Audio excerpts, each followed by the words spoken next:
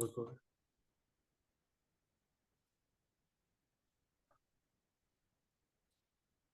Hey, what's up, everybody? Welcome to Success Sunday. My name is Juan Walker. Today, I'm joined by a great person, Jason. Go ahead, Jason, introduce yourself. Amazing. Juan, what's up, brother? Hopefully you're amazing, man.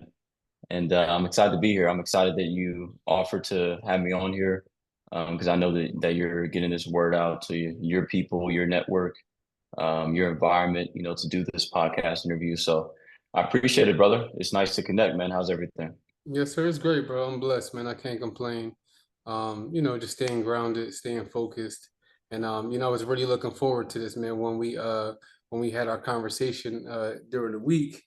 This has kind of like been on my mind, and I feel like this conversation will really help a lot of people in terms of, just giving them like a different perspective on, how to look at different things, how to go about things, in terms of life and just in business and entrepreneurship and just how to maneuver through the challenges that we have on an everyday basis. So I kind of one thing I wanted to that we didn't speak about was just your journey.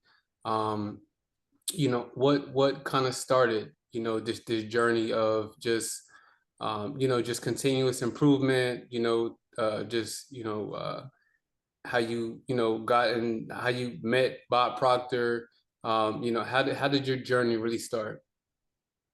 Yeah, yeah. Well, first off, I think it should start with how we connected.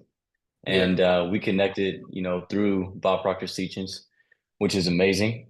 And I'm really big on networking, man. I'm really big on collaborating because you never know who you're going to know, or you never know who someone else knows. Mhm. And so that's how me and you got connected, man, because you're on the right frequency, I'm on the right frequency, and like minds always attract. But to take it back, man, I don't want to go back too far. All right.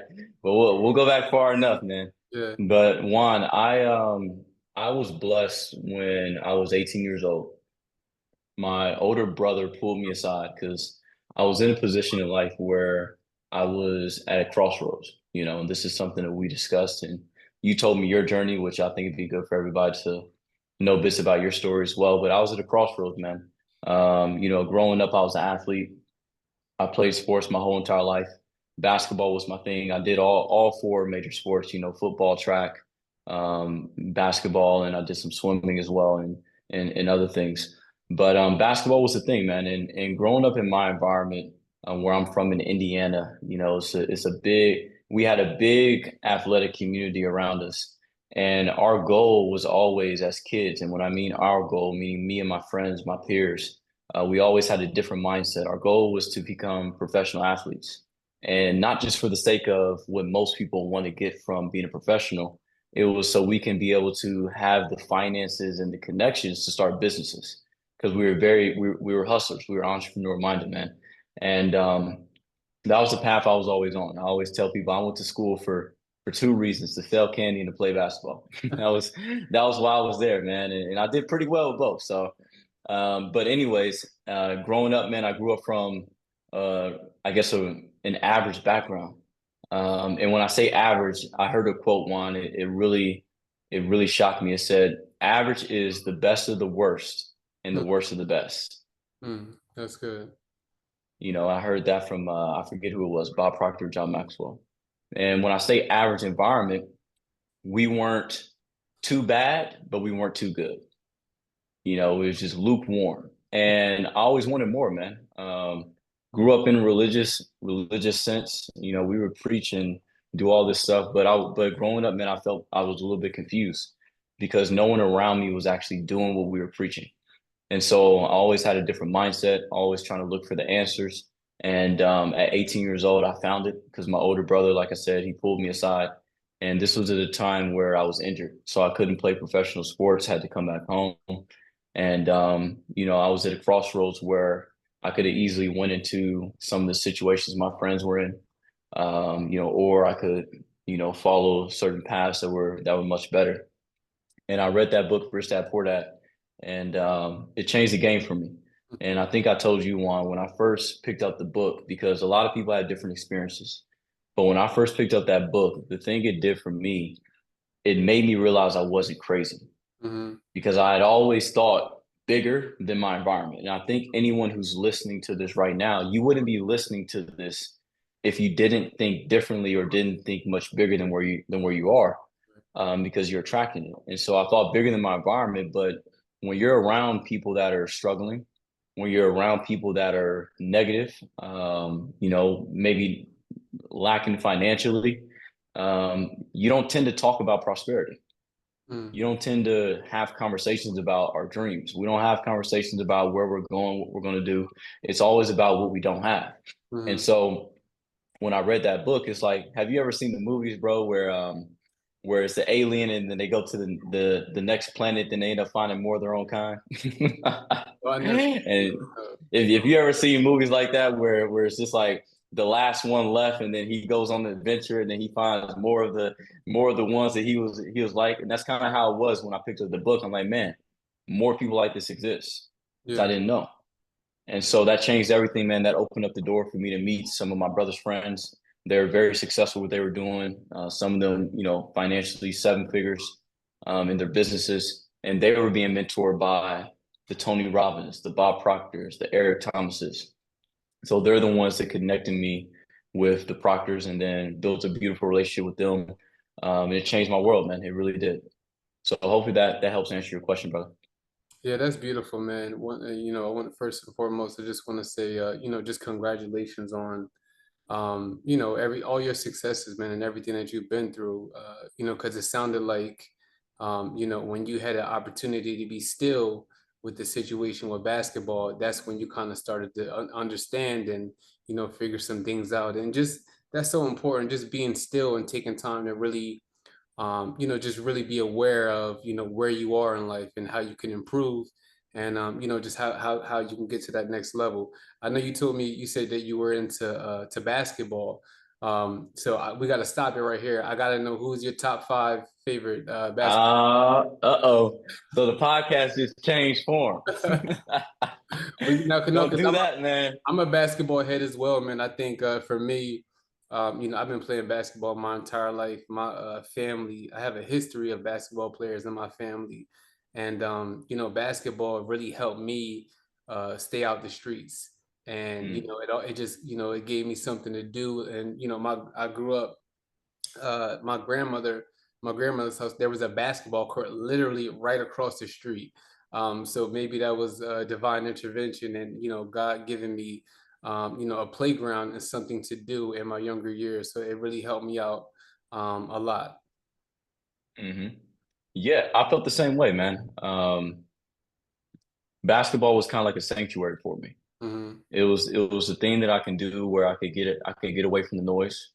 It was a thing that really kept me out of a lot of the situations my friends got into. Because there was two things that I was afraid of most. All right, it was my dad's whoopings and losing scholarships. All right, that was the two biggest fears I had. So I didn't do anything crazy like my friends were doing because I was always thinking in the back of my mind, like, man, if I get caught, then it's over, you know. Right. So basketball really kept me on the straight and narrow, man, and it gave me a place to go. But man, um, my top five basketball players for me is easy. Number one is LeBron, and it's bigger than just his athletic ability. I look at what he does off the court. Hmm. And for me, when I was growing up, this is how my mind was set. Even though I was looking up LeBron James highlights, I would also look up LeBron James net worth Hmm. and then see what businesses he owns. So when I name these athletes, it's not just because of what they did on the court; it's also what they did off the court. Number one is LeBron. Number two, Dwayne Wade. Dwayne Wade because he was even killed. His demeanor. He just had such a demeanor where he didn't get too high, he didn't get too low, and he had a killer instinct. And that's one thing I translate into business is that when you win some, keep the same energy as when you lose some. Right. And then number three, I would say Carmelo Anthony. Okay. You, Melo, I you love Melo. just naming everybody from the '03 class. Got to, man, got to. Melo for sure. And then number four, Derrick Rose. I love it. Killer, Yeah. absolute monster, man. What he did, I know he just retired. Yeah. And but what he did in a short period of time, the youngest MVP ever, Mhm. that to me was incredible. And then last not least, Kobe. Yeah. Kobe. Mamba mentality. He never took no prisoners. If he was beating you, he beat you worse. Mhm. And he didn't stop. I mean, when I look at those players, to me, they all meant a lot to me Yeah. because of their mentalities. Right. You Yes. know, Yeah. yeah. That's How good. about you, man? Yeah. My five is a little different. Allen Iverson was like very, very uh important to me, just because he just played with so much heart. And like you talk about mindset, his mindset when he stepped on the court was, it doesn't matter who I'm playing against, it doesn't matter who I'm playing with. I'm gonna leave it all out, you know what I mean? And I'm gonna exert myself and just be the absolute best that he can be. So Allen Iverson is pound for pound, one of the best players, my favorite player that I've ever like really watched. um I would say Kobe Bryant was another one.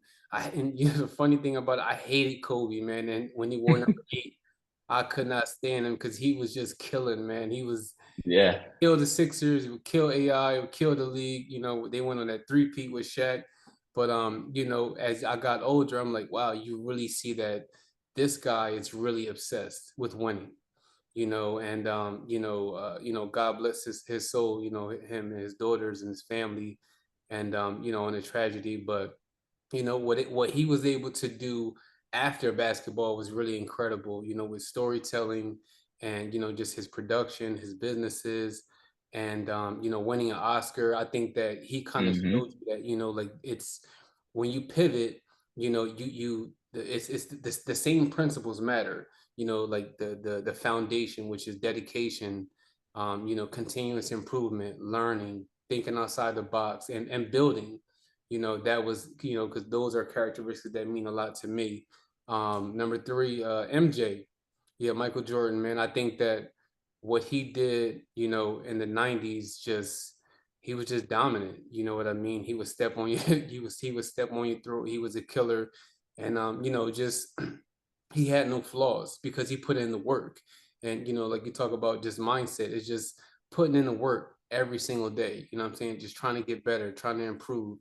Shaq was really was another one of my favorites. He was just dominant again, man, and just really, he was a force to be reckoned with.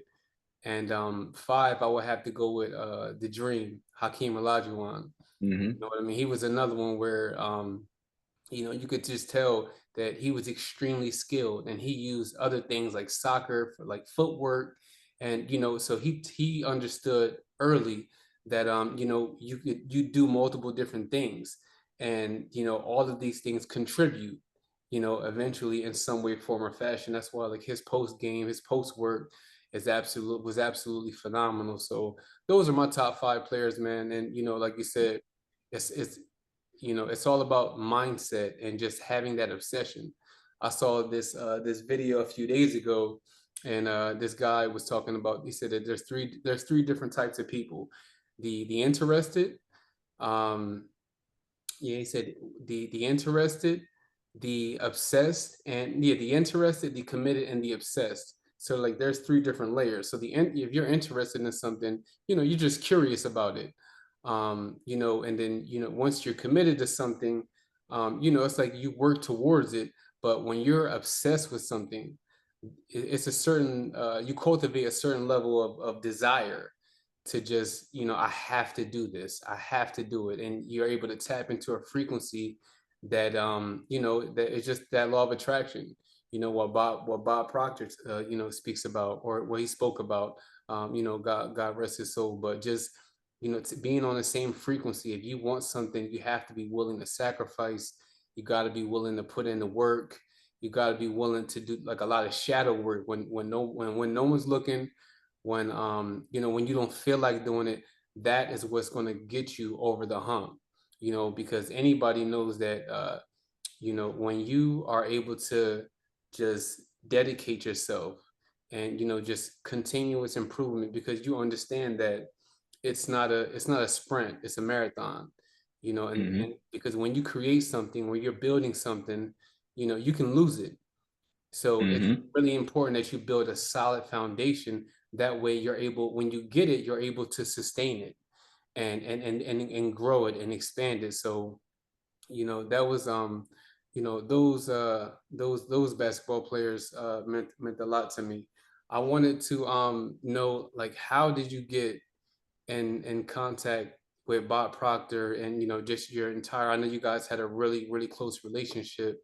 So how was that, how was just meeting him? Good question, bro. I got in contact with him. Like I said, it was through my brother and his set of friends. So my brother had a core group of friends that were being mentored by Bob. There's a gentleman named Darren Gibson, who I'm very close with, Brad Alcazan. And there was a couple more people that were being directly mentored by Bob and them. And the first connection came through his wife. I met his wife first, Linda. Um, Me and Linda became very close. She was my mentor first. She was my first mentor she was my first mentor that was earning millions in business. And through my relationship with her came the connection to Bob. And that's how it was, man. And I know that a lot of people ask me that question, and when they look at my social media, they're like, "Dude, how'd you do it? Did you pay?" Because Bob would charge you, man. He would charge you. He'll brag about it. He'll charge you a quarter. Listen, this was his price point. If you wanted to work with him to get direct one-on-one mentorship, he would charge you $250,000. His mentorship was this: he would talk to you 2 times every single month for 15 minutes each for 6 months for a quarter of a million. And Mhm. if you didn't do what he said, he's firing you and there's no refunds. So a lot of the policies I got today came from him. All right, I don't fire people. I don't have, I don't fire people, but I don't do refunds because I learned that from him. And he said, if you pay attention.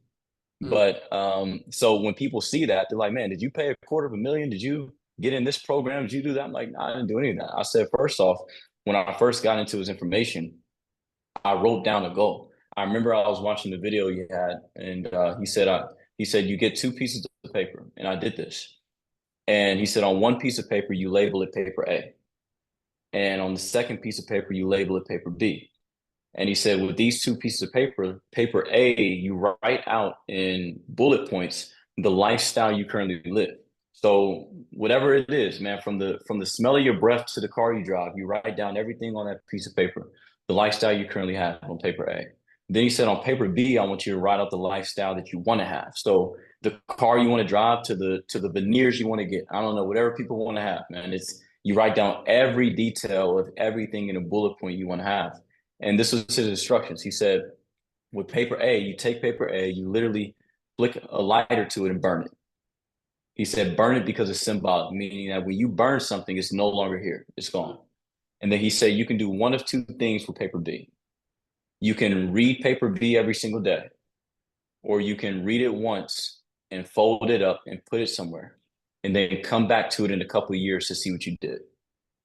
And I think I read it for a few days or a few weeks, and then I folded it up. And I got a lot of things on that first list. And I'm at my office now, but at my house, I still have that letter. And a couple of it, like the things I wrote on it, man, this is how young I was. I started when I was 18, so this was 9 years ago. One of the things I wanted on that list was to just be out of my parents' house. That's how young I was at the time. And there's other things on the list. I had one thing I said I want to be asked to speak all over the country. I've been very blessed to where I've spoken, in different countries. Another thing was I wanted to be a leader of people. There's a lot of detail on there as well. But the only thing I have on that list, and some of the people I'm working with, I've actually shown them this. The only thing that's underlined on that list was to train with Bob directly. Out of everything I had on that list, that was the only thing I underlined because I was big on getting the information. Mhm. I don't want to be handed nothing. Like, don't hand me nothing. I heard a quote from Floyd Mayweather, who's another athlete I love. He said, "It's cool if I ride on your jet, but if you can't teach me how to get it, I don't want to be around you." Mm, And that's my mentality. I've been around a lot, but it's cool. I like it. Nice Ferrari. But if you can't show me how to get it, there's no point in me being around you. right. And so me, I was big on getting around the information because I knew if I could figure out, if I can learn what he learns, I can get whatever I want to have. I Mm, can do whatever I want to do. So that was my purpose of getting connected with him. It wasn't to say I was with Bob Proctor, because it came a point in time where I stopped taking photos with him. I stopped posting that on my social media because I didn't want that to be the thing. And I heard a gentleman say, he said, "You, I don't need to show you who I'm with every day." He said, "You should be able to see who I'm with in me. mm, that's good. You should be able to see my mentors in me. Like when I open my mouth, you should tell who I've been working with." Hmm. So it got to that point because I wasn't there for the flash. I always say, I don't care about the show. I want the dough. Right. I don't want the flash. I want the cash. Like, Right. you can keep the flash, just give me the cash. And that was my mentality at the time, because I really want the information. So me being around them, it ended up turning into a deeper thing. It ended up turning into, um, okay, when my daughter was born, Amara, before I told my mom, before I told anybody, I called Linda, Bob's wife. That's how close we were. Um, that was the relationship that we had, Hmm. where they became like my grandparents, where I talked to them more than I even talked to my own parents at the time. So it was really because I was on a search for growth. And when you're on a search for growth, man, you stick around the people that are there or that are growing. It's not a negative thing. Like a lot of people ask me, how do you change environments, or how do you get around new environments? And I say, just think differently, Mm, because two things are going to happen when you start thinking differently. Number one, you're going to attract people. And number two, you're going to retract from others. mm, Just start thinking differently. And when you retract and attract from people, it's not a negative thing. It's the laws of the universe. So that's what kind of happened for me, man. I had a vision. Looking back at it, hindsight's 2020. When it was happening, I didn't understand what was taking place. Now that I look back, I'm like, okay, it kind of makes sense on how I was able to meet them. Because, bro, I was thinking about 100 million when I was 15. I saw Carmelo Anthony had a deal for 400 million. I said, I want that. Like seriously, I was thinking about that when I was 15, 13. Like we had a whole candy selling system in high school. So when I look back on the things that the way I thought, I'm like, it makes sense on why I attracted the people I did. So mm. that's kind of how it happened, man. And like I said, God rest his soul. But a lot of the principles that he taught me, I made a promise that I'm gonna continue to impact people. I'm gonna continue to spread the awareness and shift mindsets, shift paradigms, and it ended up changing my world, man. It allowed me to start in my first business at 18, which was health and nutrition business. I was very blessed to build that. I had business in like 20, 30 countries at that time, distribution all around the world. And that transitioned into me learning how to consult people, individuals, companies. I built up different, like I have an accountability group that I developed. I have so many different things. I have investments now. So it led into, it's like they always say, a tree grows up straight, then it branches off. So that's kind of, how it happened for me, bro. But good question, long answer. Yeah, no, man, that's beautiful, and congratulations on all of your success, because I think that it's just a testament of just tapping in to the frequency and just really wanting to just learn more, understanding that you was here for a purpose, and you understand that there's more out there. There's so much abundance. I think for me, I've been studying Bob Proctor for, I want to say, the past like 5 years. And the one thing that really caught my ear and I was became fascinated with was just how he spoke about paradigms and your habitual behavior.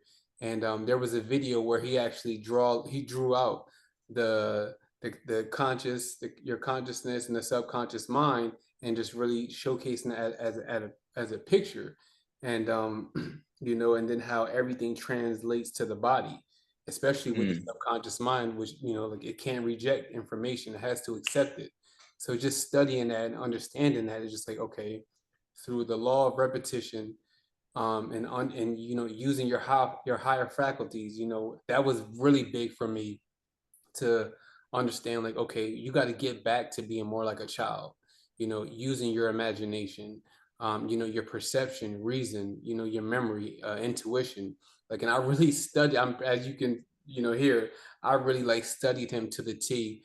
I actually built, my mental health program around like a lot of the stuff that he was teaching. So I think that just the power of technology and the fact that, he had so much wealth and information that his legacy is going to live on because he recorded everything.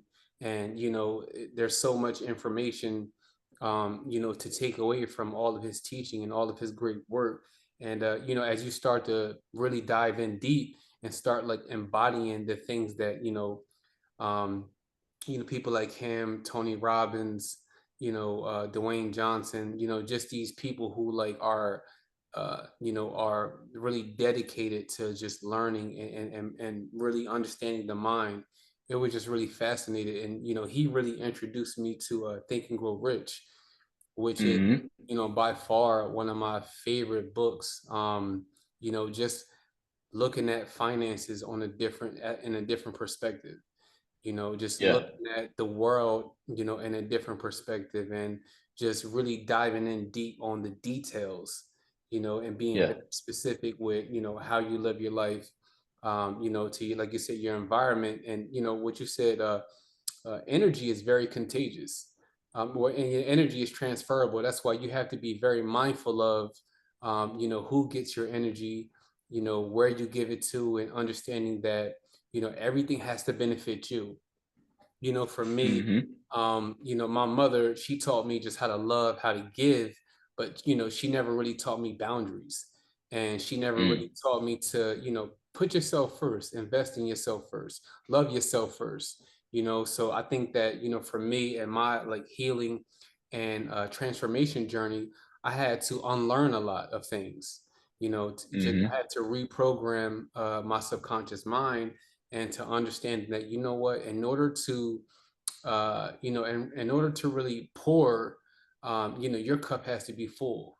You know what I mean? And you really have to put yourself first so that you can be the leader that you inspire to be. And, just continue to leave your mark and your legacy on the world is just by, putting yourself first. And, and then you understand that it comes with great power and, just responsibility, but it's worth it. You know what I mean? Hmm. My son is looking up to me. My friends, my loved ones. I feel like they're looking up to me. They come to me for support and information. And this was starting to happen like years ago. It would be complete strangers, people I don't even know would just come up to me and just tell me their whole life story. I'm like, well, there has to be something about me that makes them feel safe to want to be vulnerable, to want to be open.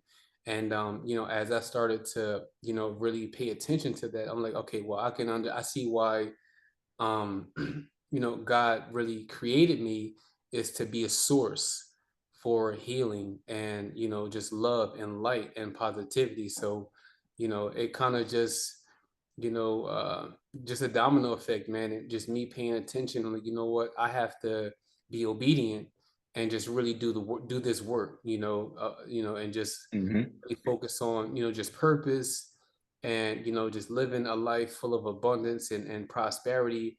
And, just Bob Proctor, man, I really, he's just really, he was one of one, you know what I mean? To keep it short. And, I think that, just his information is really going to live like forever. Hmm. Yeah, man. Yeah. And I think everybody has that, like you were talking about, recognizing your gift. I think that's what it comes down to, man. I was listening to Steve Harvey. I love Steve Harvey. He's on the frequency. And he said, your gift is the thing that you do the best with the least amount of effort that impacts the most amount of people. Mm-hmm. And I think what people need to do is really become self-aware, because the only way you figure out your gift is by being aware of, okay, like what am I doing the best with the least amount of effort that Mhm. is impacting the most people. And then eventually that's the calling, right? That's what I look at in my life. Because for me, I never like to speak to people, man. I'll be honest with you. Like, you called me 9 years ago, I had a hoodie up, headphones in. Even if I knew you, I wouldn't talk to you. And that was because I was always in my own head, Yeah, and very mute, very quiet, didn't really care about speaking. But anytime I did speak, people listened. yeah, Anytime I did open my mouth, something actually good came out. right. I just didn't talk just to talk, because I didn't want to waste my words. And so when I start to see that, I'm like, all right, even though I'm afraid to do it, even though it's a fear, this is something that's a gift, man. And in the good book, it says your gift will make room for you. And so I think if most people really find that, and since we're talking about Bob, man, he figured that out. Hmm. Like, he figured out what that was. And if you listen to his stories, he talks about how, actually, I remember I was talking to his wife, and I don't know why she brought this up. I don't remember the full purpose of our conversation, but she said, do you know how Bob built his cleaning business? And I said, I guess I don't, since you're asking me. And she said, well, let me tell you how he did it. And I mean, I think I remember what we were talking about, because she was trying to help me with my deal. She said when he started to clean offices in the 60s or whatever it was, he was the one that was cleaning all the offices. And then he realized, he said he passed out. He's like, man, if I can't clean all of them, I don't need to clean any of them. Then he got an idea. He said, why don't I have people clean offices for me and with me? Mm-hmm. Now, I was talking with someone yesterday, actually a lady that in Sweden that I'm mentoring, and she's a head of a big organization and trying to do some big things. And I was giving her the story of how to serve people and how really to help people. And I shared with her the same story. And Linda told me, Bob's wife, she said, when Bob started his cleaning business, he didn't go around saying, hey, I'm about to hire you. Hey, do you want to work for me? Do you want to, do you need a job, or hiring sign? Like, we're looking for workers.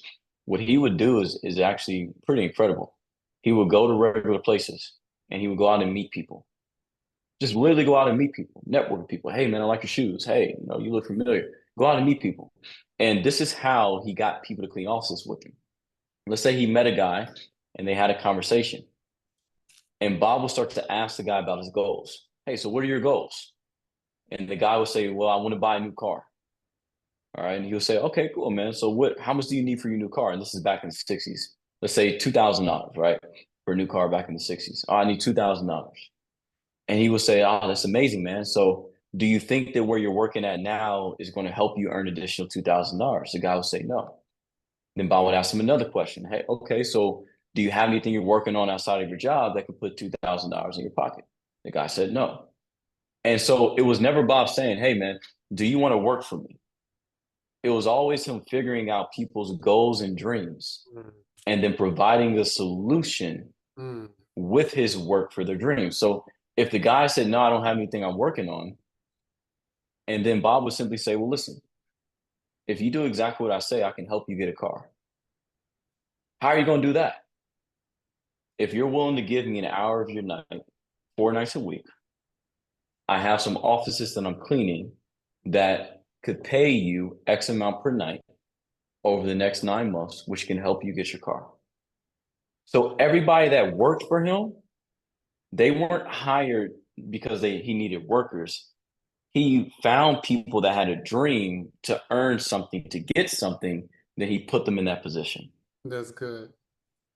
And so the same thing he did to build his cleaning business, the same thing he did to build every business. And I'm like, that's incredible, Genius. because that's a gift. Like, that's not something that you just, that's a gift. That's a powerful thing for people to take, because then it eliminates what should I do? Mm-hmm. And it changes that question from, because most people are trying to figure out what they should do. I'm more so trying to figure out how I should do things. Mm-hmm. Not what should I do, not what business should I get into, not Not what way should I make money? No, how should I do this thing? Hmm. If I was selling cars, I'll do it the same way I build my other businesses. I wouldn't go up to somebody and say, "Hey, man, what are you looking for?" "Yeah, a freaking car, duh." You know those salespeople, right? Where you walk into the furniture shop and the only thing they got is furniture, and they walk up and say, "Hey, man, what'd you come here today for?" A couch, obviously, right? Hmm. Don't be one of them, everybody. All right, like have some common sense. But I will go to somebody and say, "Hey, man, how many kids do you have? You got 4 kids? Ah, I bet they're amazing, man. I bet they're amazing." So automatically, I'm not going to sell you a two-seater car. You got to learn how to think. I always tell my people, I'm like, listen, there's two things you got to learn. You got to learn first off how to think. That's where you were talking about, Juan, which you're a beast at: conscious, subconscious, thoughts, feelings, actions, paradigm, understanding the intellectual faculties. That's how to think. The second, you got to learn what to think. What to think, once you learn how to think, what to think is what you put in your mind. How to think is how you use your mind. Most people are just trying to figure out how to think, but they're not learning what to actually think. So when I learned that, man, like you all have to identify, what do you do the best with the least amount of effort that impacts the most people? That's your gift. And then you don't have to worry about, man, what should I do for the rest of my life? Anything you do, you can pour your gift into. And that's such a true thing, man. I was watching one of Mr. Proctor's videos, and he said something that was really funny, and then I was like, wow, that's so true. He was like, he said that thinking was the hardest thing to do. He said most people would rather die than to think, and he said that if you really listen and pay attention to people, he said that they're really not thinking what they're saying. He's like, because if they did, they wouldn't say some of the things that they say.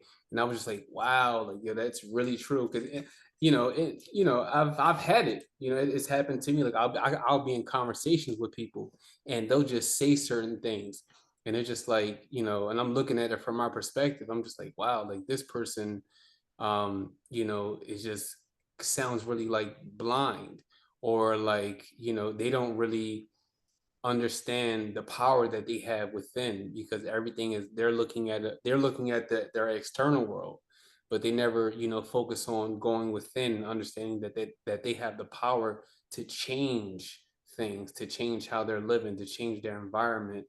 And I think for me, I spoke at the AT&T an AT&T event in Philadelphia at the Wanamaker building. This was 2022, and I was speaking on just creativity and mental health, and after the event, this guy he just he was there at the event, random guy, never met him before, and he DM'd me on Facebook, and he was just said like he said, your greatest gift is your sincerity.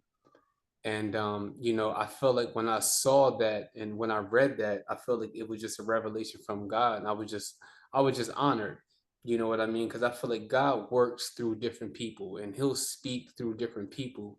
And when I had that revelation, I think that was just confirmation that what, you always have to show up as your most pure and authentic self, because that is what's going to resonate with with people. As you speak about networking, I think that's the key element, is just understanding just valuing your uniqueness, and your Hmm. personality and what makes you different, and thrive on that, use that to your advantage. If you're charming, charm people.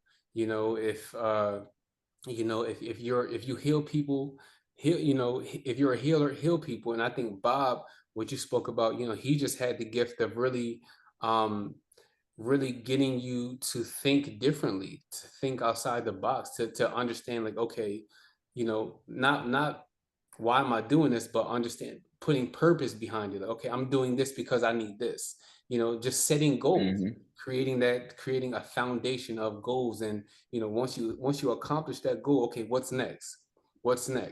And understanding that, okay, if I can do this, then I can do anything I really set my mind to, with proper planning and just strategic game planning. I can do it, I can accomplish it. So man, he just laid out really just so many different foundations of just really thinking and thinking outside the box. Um, I wanted to ask you what was some of the best things you learned from traveling the world and just speaking to different people. Yeah, yeah. Well, I appreciate you sharing what you shared, bro. Great question is this. Man, I think traveling is the most underrated thing that we do. And the reason why I say that is because if you study this information, you understand what paradigms are. All right, paradigms are habits. And the only way for you to change a paradigm is two ways. Through one is repetition, and number two is an emotional impact. Right? Meaning the only way for you to change your habitual pattern, to change your view on things, repetition, and emotional impact. So when it comes to traveling, when you take you, all right, because when you live in your environment, you operate a certain way. Hmm. You typically operate the same exact way in that environment, right?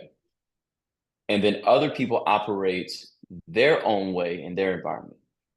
So if you take you out of your environment and put you in the middle of, let's say, Saudi Arabia, there's no way you can successfully function there with your habits from home. Mm, that's good.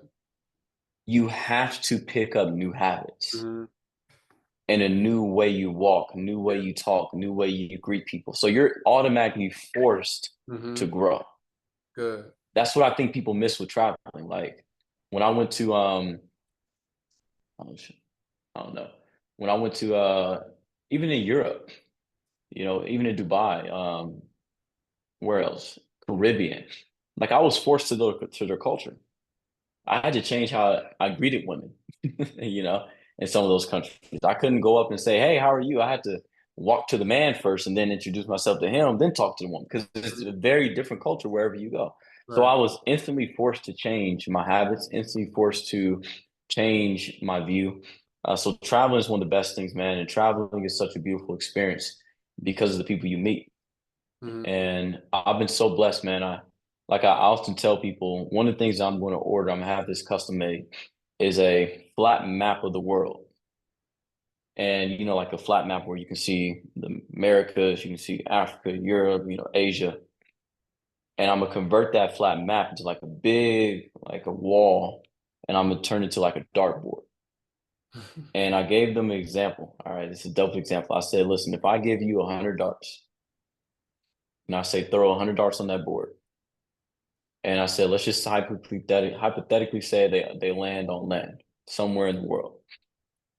I said, no matter where you throw those darts on land, at least 80 out of 100 darts that hit land, I guarantee you I know somebody in that country, province, region, state, that if I flew there, they'll pick me up from the airport.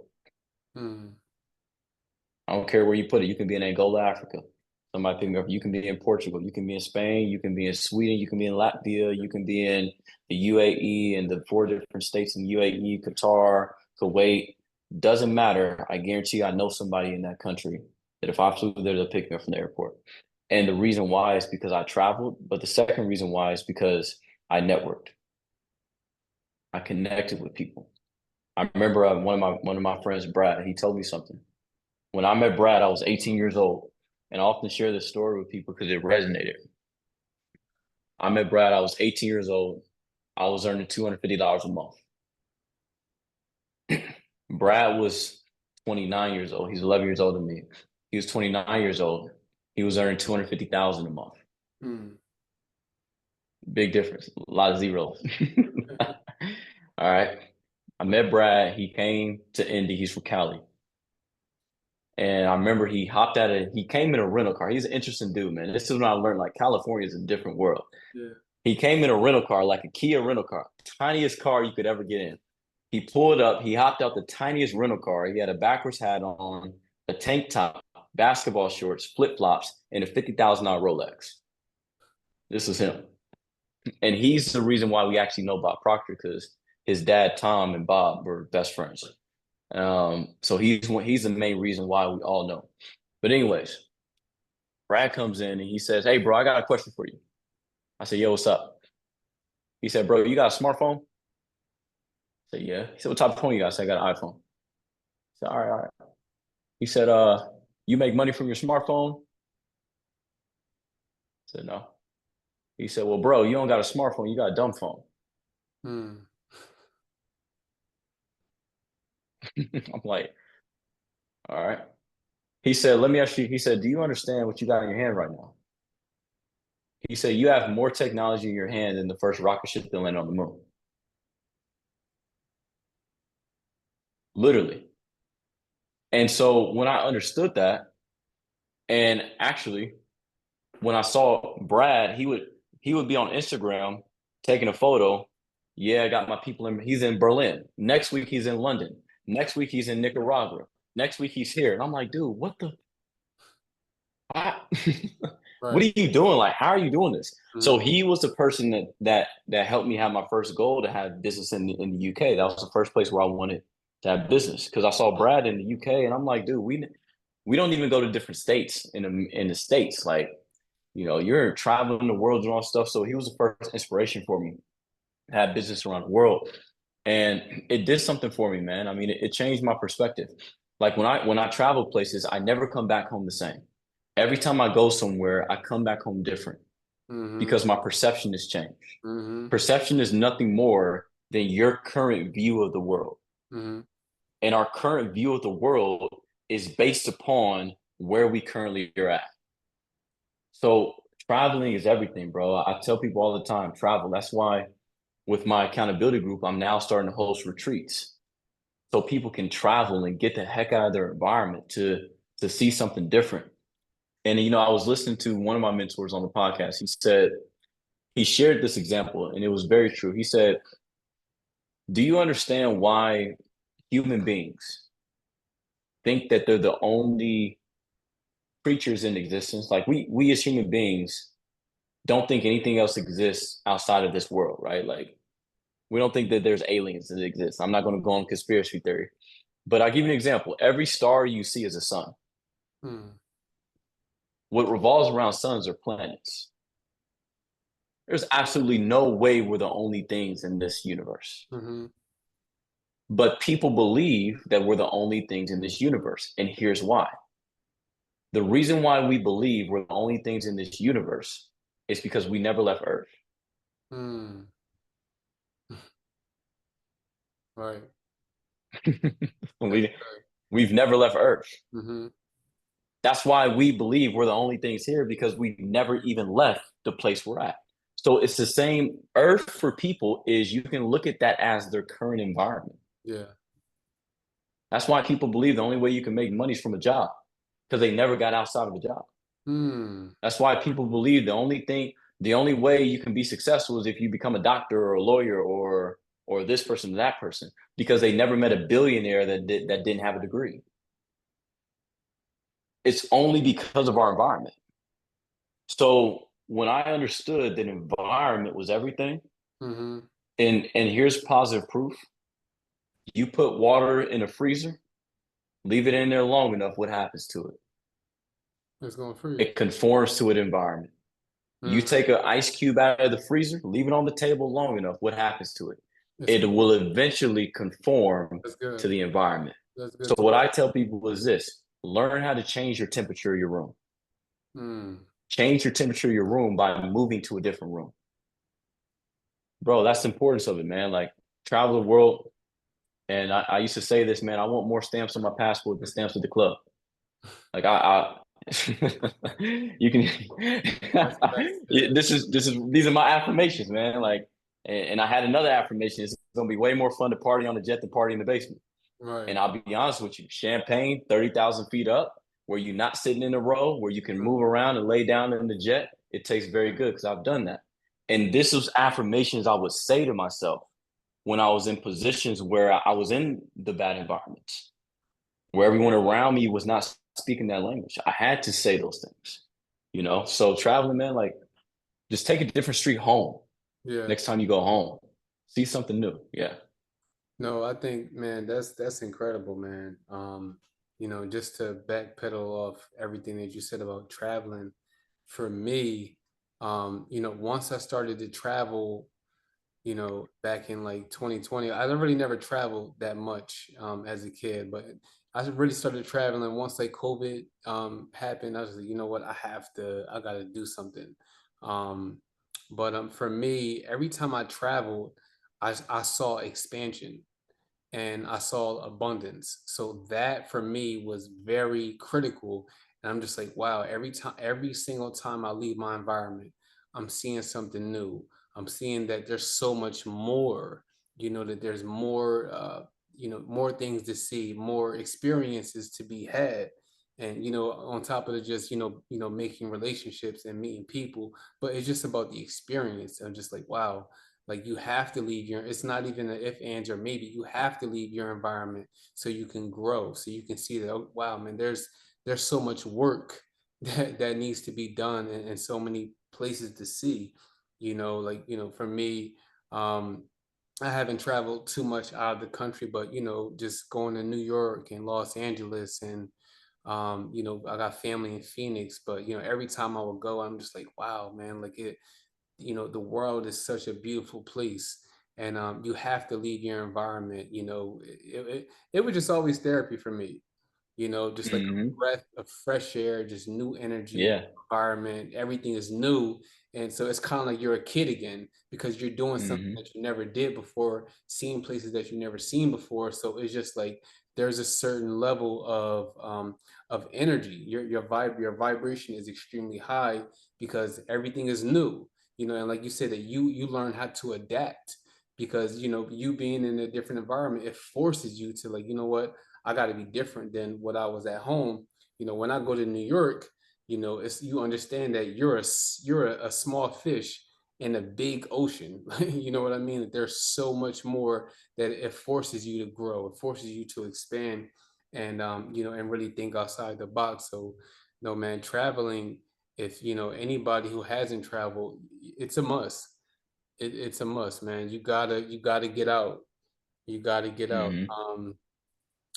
I wanted to ask you, what are some specific tools that can help someone like transform to become like the best version of themselves? Another great question. Specific tools to help them become the best version of themselves. You know what this is. You Yeah, probably got one. yeah. A goal card Looking at it every day. every day. Yeah. I've been carrying a goal card since August the 13th of 2015. And I keep all my old goal cards, which represents the things I've achieved or things that are on their way. This is one of the best things I ever did, man, because having my goal in front of me, um, like I was listening to an audio today and it said, memory is built through ridiculous association. So if you want to strengthen your memory, you have to associate it with something on a ridiculous level, right? Or if you want to build a certain level of brain cells that can recognize certain things, if someone wants to study something, study the amygdala. It's an organ in your brain which allows you to recognize certain things. Study the reticular activating system.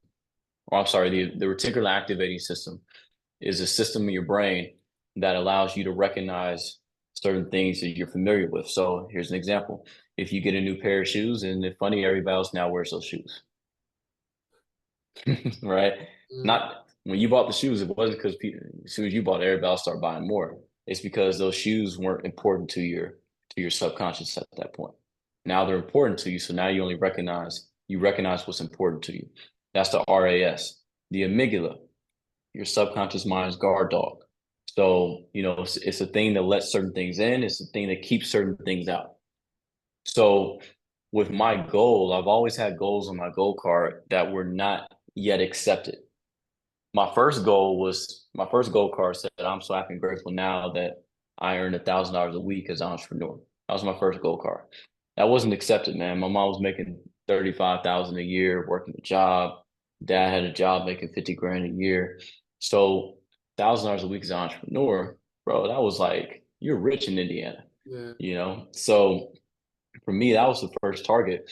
And it wasn't something I believe can happen yet. So another thing is you all should write down goals that you don't yet believe, Mm, because whatever you believe is what you actually have.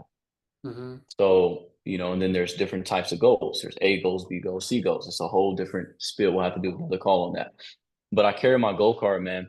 And what this does for me is I carry it in my pocket. As you can tell, it's kind of ripped up because I take it everywhere. And this goal on it, it says, I am so happy and grateful now that I'm a billionaire and I've impacted over 1 billion lives. And it says, congratulations. This is God saying your goal is completed. And at the bottom it says 888. Eight represents wealth, abundance, and prosperity. Yes. Then on the back I have an affirmation. I'm so happy and grateful now that health, wealth, and abundance comes to me in increasing quantities through multiple sources on a continuous basis. Yeah, by Proctor. And Yeah.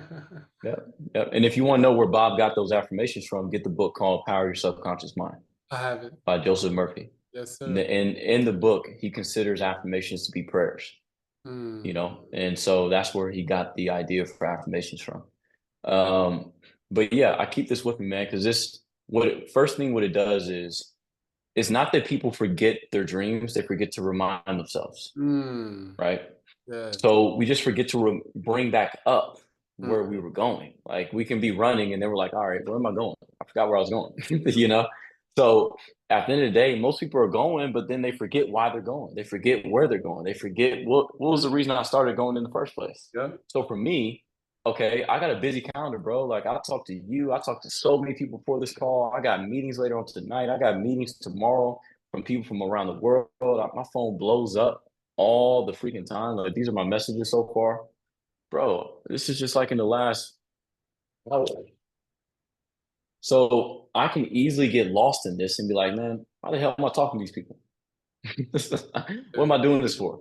I don't need to do this. But then I'm like, oh, that's right. Mm-hmm. My goal is to become a billionaire and my goal is to impact 1 billion lives. That's why I'm on this call right now. Mm, It reminds me of where I'm going. So then I don't do this call like, yeah, let's get it over with. I do this call like I've done every other call with the same amount of energy. And I've been on call since 10 a.m. and it's now 5 p.m. And my 10 a.m. call had just as much energy as this call because I'm reminding myself where I'm going. Number one tool, you got to have a goal card. I think this is important. Um, I think also people need to write out 10 things they're grateful for every day. mm-hmm. Gratitude is key, man. Gratitude does two things. First off, it causes you to find the good in everything. Yes.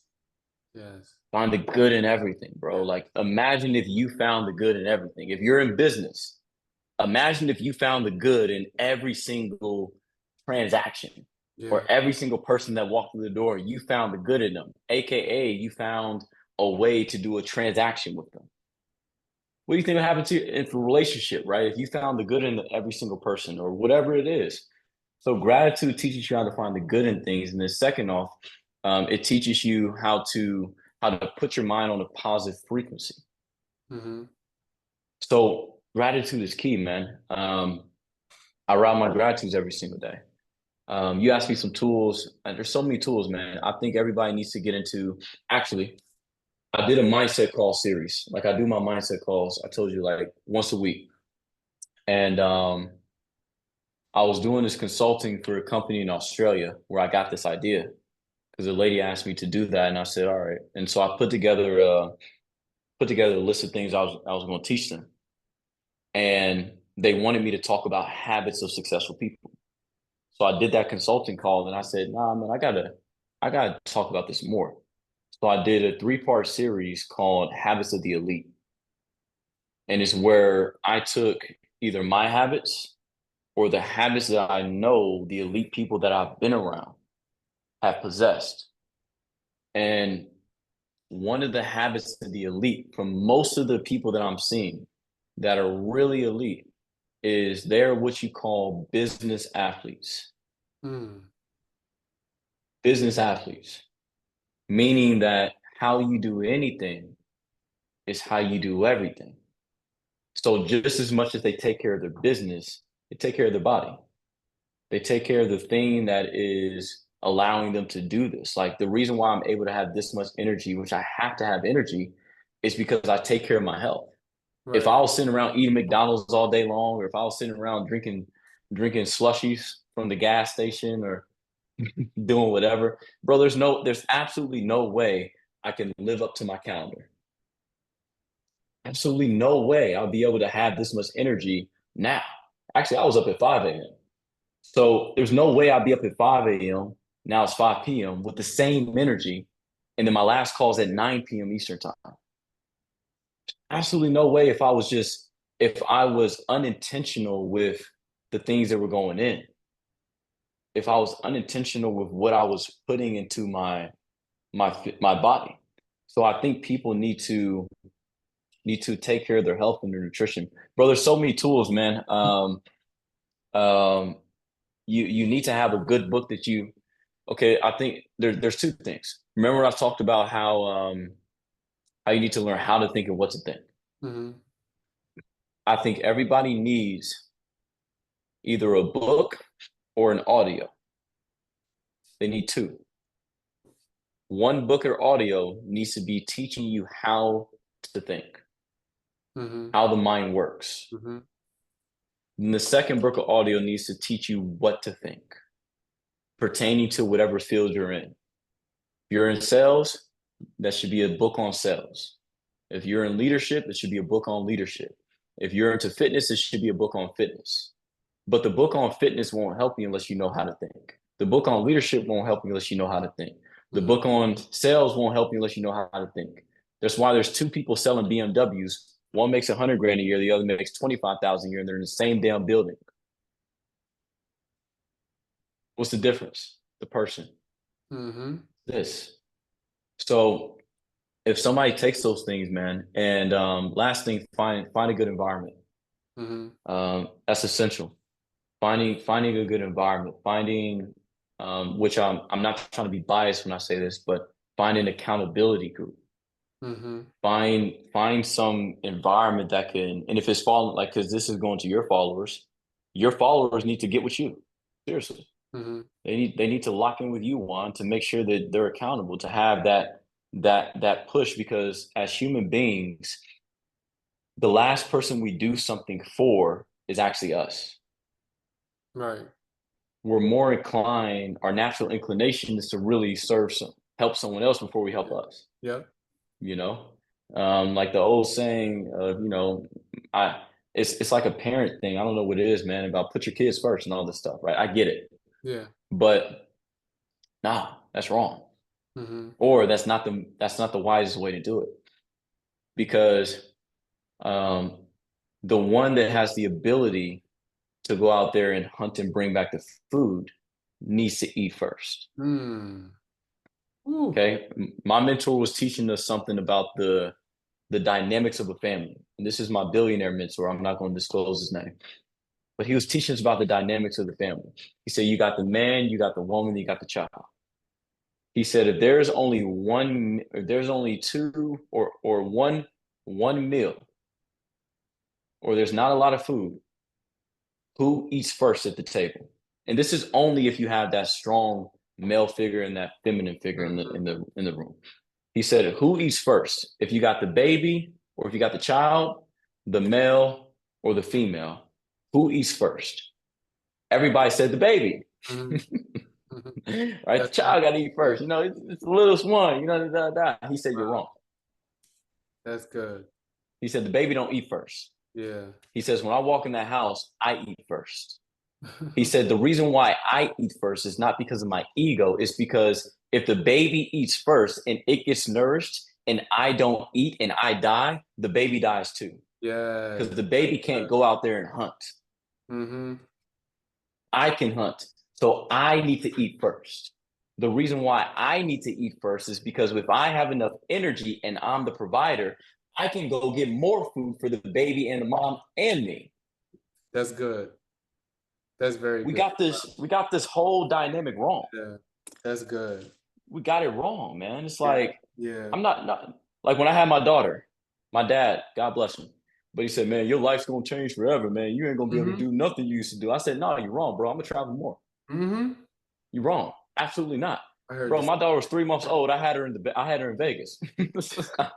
Like, no, because my life does not stop because I have a kid, Yes, and that's good. it's either your excuse or your reason. Yes, So that's good. it's a whole different dynamic of of building yourself first. Mhm, You got to build yourself first. So when I get back to, I'm helicoptering around, but I'm about to land about the accountability. You got to have accountability for your habits. You got mhm, to have accountability for your discipline. mhm, You can't you can't be there's a big fine line between a leader and a boss. A boss is saying go there. A leader saying follow me. ooh, I gotta be able to teach these people how to follow me. So if I'm telling them write out 10 things you're grateful for, I better have done it. If I'm telling them, yeah, I can help you make 20,000 in a day, financial disclaimer because this is being recorded, but I've done it. I gotta be able to tell them. mhm, I gotta be able to say, this is what I've done. I have a gold card. They're like, well, boss or leader, where's yours? I don't have one, but you get one. yeah, What what type of you yeah, see what no and but system. that's the world we live in. Yes, mhm, We got a bunch of broke teachers teaching kids. hmm, We got a bunch of single marriage counselors.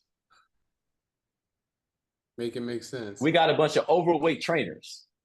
Mhm, oh, yeah, yeah, What are we doing? That's the world we live in, and we're condoning it. We're thinking it's okay. And I'm just a person, man. You're the same way. I just say what everybody else is thinking. yeah, I just say what everyone else is thinking, man. Like I couldn't. That's why I only went to school to sell candy and play basketball because I couldn't teach. I couldn't listen to an economics teacher that didn't have economics, mm, didn't even have a good credit score, didn't even know what a trust fund is, doesn't even have investments. How could I? How could I listen to that? right, Nothing against her. mhm, Probably a wonderful woman. mhm, But like Jim Rohn said, he said, just be, or Linda told me this. She said, Jason, there's a lot of good people in this world, but there's a lot of good people that aren't doing anything in this world either. mhm, She said, it's not good enough just to be a good person. You got to have some results. mhm, So when I think about the essentials, man, this 10 gratitudes, getting your health right, and having structure and accountability yeah, to do what you say you were going to do. wow, that's good. Somebody got that, bro. They're off to the races. Yeah. Wow, man, that's good, man. You over there preaching, man. You hot. You on fire. Woo, Lord. Hold on now. Let me stop. Let me Yeah, stop. man.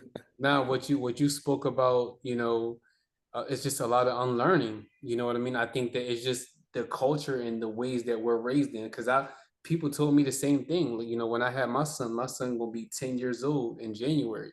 And they were saying, like, your life's gonna change. You're not gonna be able to do this, but you're gonna do that. But to to be honest, I've done more since I've had my son because he's looking up to me. You know what I mean? And he's depending on me. So now it's just like, okay, the legacy that I leave, that the legacy that I'm creating, I can pass it down to him. So it's understanding that, okay, that I wouldn't necessarily say that it's pressure, but he's holding me accountable, because if I don't do what I'm supposed to do, I can't be there for him. You know what I mean? Because he's dependent on me. So me understanding that, okay, it's just like I gotta work. I gotta continue to work, continue to put in. I'm not satisfied with this. I'm not satisfied with the basics, because I know that I was created for abundance and prosperity. And what you said about the gold card, I think, and I saw this in one of Bob Proctor's video, just really creating that mental picture. You have to be very. For me, I'm a visual learner, so everything is very visual. Like I'm a photographer, in my Hmm. art career, so I'm very photogenic. If I see it, I can get it. And Hmm. if I don't know how to get it, I'm gonna figure out a way to get it. I'm very like, once I'm dialed in onto something and I paint the picture in my mind, I hold it there until I accomplish it. Okay, and now, okay, what else do I see myself doing? Put the picture in my mind and then do the work. Okay, how do I need it? How am I going to get there? What are the steps that need to be taken to bring it into fruition? Because I think that when you start focusing on the spirit and understanding that everything is spirit, that we are spiritual beings, that everything forms in your inner world first. before it materializes into your physical reality. So, you have to internalize it, how you see yourself, the person that you desire to be. And it takes desire, you know what I mean, to really bring it to for it to really bear fruit. Um, but man, you said a lot of good things that really like that it's really crazy, the way that um that people have put that, it's because it's kind of like they try to brainwash you a little bit to thinking that you can't do something because of this, or Hmm. because they didn't do it so you can't do it. You know what I mean? I feel like Hmm. for me, everything that, all the challenges, all the trials and tribulations, everything that's been thrown my way, I've been able to overcome. You know what I Hmm. mean? So it's just understanding that and just like, okay, I have the gift to persevere. I have the gift on, I can get hit, but I can continue to move forward.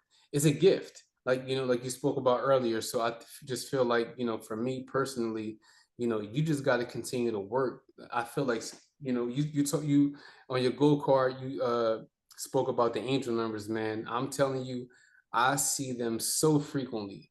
It's crazy. 444, 1111, 2, all of them, 111, 777, 666, 999. And this book right here, Project 369, The Keys to the Universe, Evolved Consciousness. It speaks about literally everything, but it speaks about the numerology and the numbers of the universe, 3, 6, and 9, and understanding that those numbers are universal numbers. Is that and all of the numbers are really connected to those three.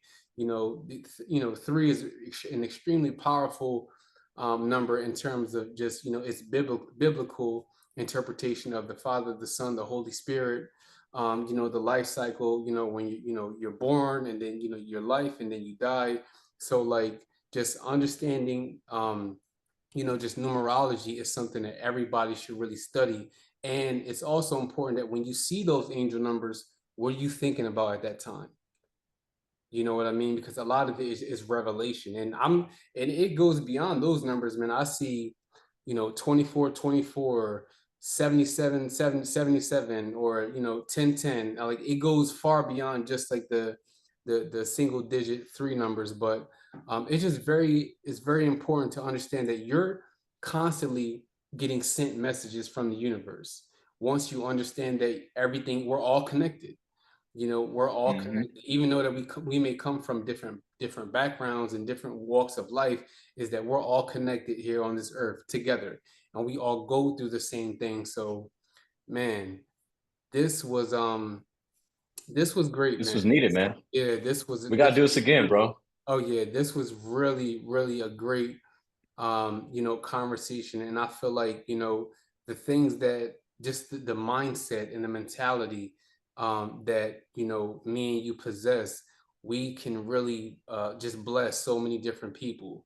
People all over the world need to hear about paradigms and spirituality and mindfulness, and, understanding that everything lies in the present moment, the eternal now.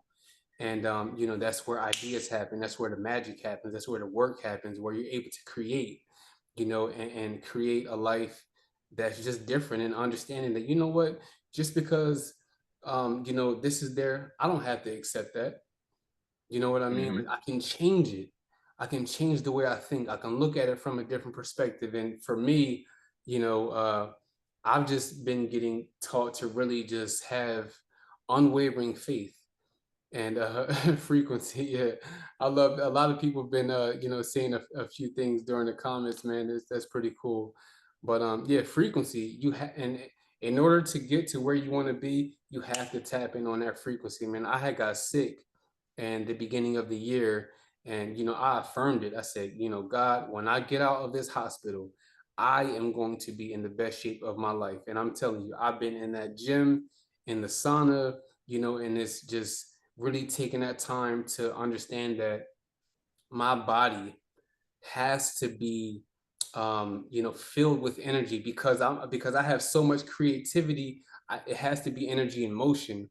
My body, I have to really rely on my body so that I can be filled with the energy to do the work, to get things done. Um, so man, I just want to say thank you, Jason, because this was very powerful, man. Yeah. Well, I'm glad we can do this, Juan, and I respect you, bro, from the moment we connected. And like I said, I'm here to impact you and your audience and the people that follow you. So to kind of end this off, um, those of you that are watching this on replay and you're connected with Juan, do exactly what he says. He's on the right path. And I know that based upon the energy. I don't have to know everything somebody does. Yeah. I don't have to know everybody's. I mean, you told me your story, bro, which is very deep and very, very powerful. But anybody that's speaking this frequency, Hmm. like you don't just wake up and Yeah. find this on your TV. Like this had to be searched, Yeah. thought out, Yep. um, taken serious, Hmm. early mornings, late nights Yeah. to do this, and its results, man. Like Yes. and the biggest thing, man, that I hope people find from you is not your results, but the people that you help. Hmm. And that's to me what I pride myself on. Like if somebody says, "Hey, Jason, what have you done?" I'm like, I don't want to talk about me, but here's a list of other people that I've helped. Yeah. That's good. If you have results, you got it, bro. So I respect that, man, and I appreciate you. And let's do this again, man. Let's do it. Yes, sir, man. I appreciate you, man. And just you're blessed, man. And I'm just excited to just continue to build an amazing relationship with you. And I want to say thank you for your kind words. But it's just God, man. God has really done wonders for me in my life, in my continuous development. And I'm just really gearing up for 2025 to be the biggest and best and most impactful year, in my life, in my career, in my journey. And, I just look forward to just really, just continuing to be a vessel and to just really elevate, everyone that, comes across my path. And, because you understand that people need this, that it's bigger than you. You understand that, that this information that, that we're talking about can really change, save lives and transform lives. And that is what that's what it's all about. Before we get off, there's a quote in the Bible in the book of Genesis that really spoke to me. It says, and God said unto them, be fruitful and multiply and replenish the earth and subdue it. So it's just like once you're able to conquer yourself and the world within you, you're obligated to teach it Give to it back. somebody else.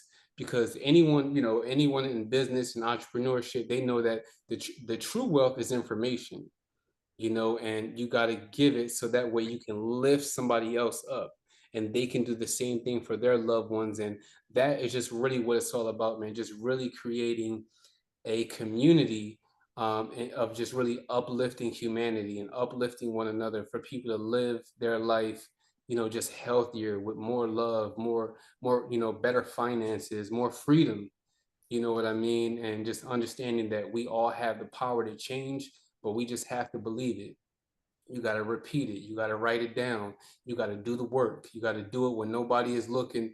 Just continuously get better because you have to plant, you have to continue to plant so that it can bear fruit, and it takes time. It's a continuous process. It's not done just like that. I was listening to something earlier and it spoke about, when somebody is building a house, you just don't put the brick there and then expect it to be done.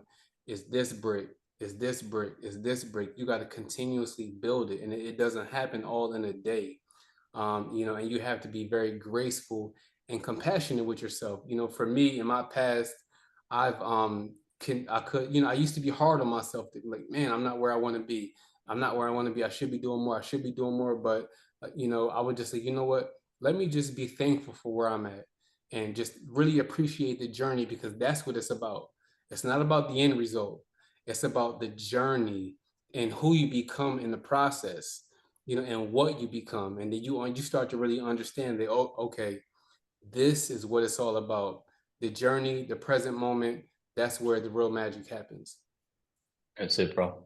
That's it. Love it, man. Juan, again, I appreciate you and much love and respect, bro, to everything that you're doing. I got your back. I'm supporting it. And we'll lock in another time to do one of these. But until then, bro, I'm gonna sign off. I'll see you at the top. All right. Yes, sir. Peace, beloved. Thank you, brother.